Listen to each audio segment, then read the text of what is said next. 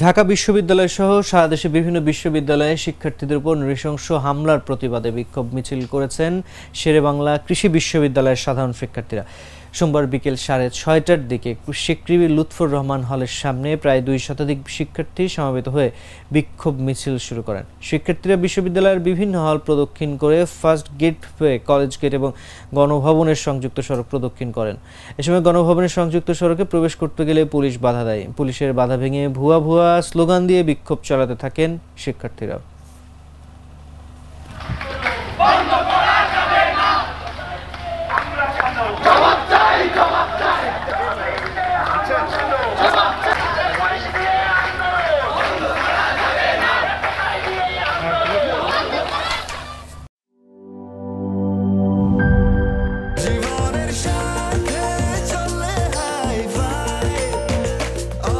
স্বাস্থ্যকর all time, সব সময় অল টাইম হেলদি লাইফ।